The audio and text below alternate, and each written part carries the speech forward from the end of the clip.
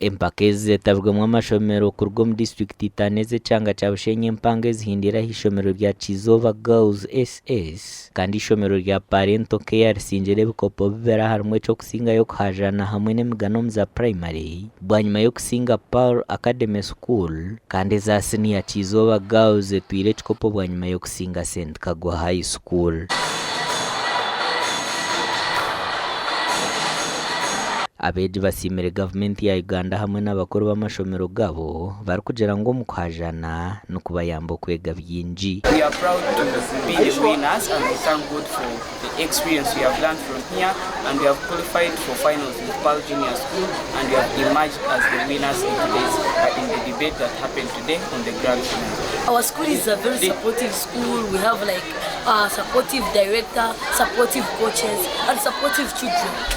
They have groomed us into what we are now. I've been practicing and praying. I think that's what helps me stay consistent. Like I'm always praying to God. I always practice. Omweju wandece SS ahangwire kirabo cyo kuba umugambi murungi owachi bingo Girls yahangwire cyo kuba murungi mu poem kandi wa Pearl Academy yatware cyo kuha speech nungi. If I get someone to face it in another day, you can pray information, understand what they are working. So we need from matters of urgency and efficiency. So we are efficient in this case because we are dealing with modernity care and as per characterization of the issue of the first speech.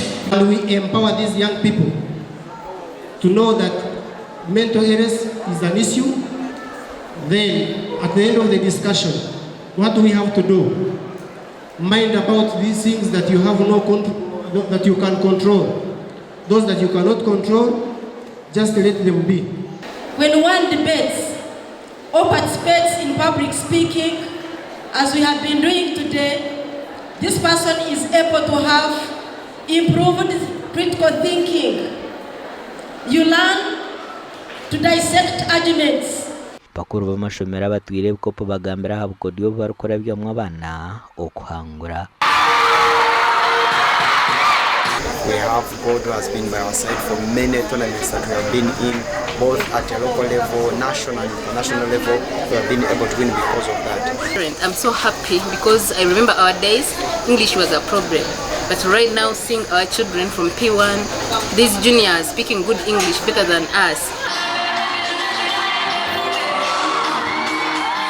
Ahabero byo kwezi kwa katanu mwaka w'ishomero rya Parento Care Bushenyi hamwe na Kizova Girls nibija kujwekera Bushenyi mpango omuza region yona. Omugani makuru Godfrey Kabyango Minister w'Ibyakanyabwenge hamwe no kaburi hanga yahamye government riyo nekora cyo necyo kubasika kureba ngo ishomero rya senior ryatunga kanyabwenge ngo kandi iki kigenderire kuretera beji bamanyo murembo guruho. If all goes well, all our secondary schools, since now they have ICT as a subject, must be helped to get equipment to use to train those students. It's only that our resource envelope is still small. Ibya bigambiro bwabiri na herezayo za kanyabwenge kuma hishomero rya Karangura Seed Secondary School erukshango mugombora ya Karangura district ya Kabarore. One of the pillars is digital skilling and literacy, and there is no way you can skill people digitally without equipment or gadgets. So that's why we are distributing gadgets, we are distributing computers. For having helped us.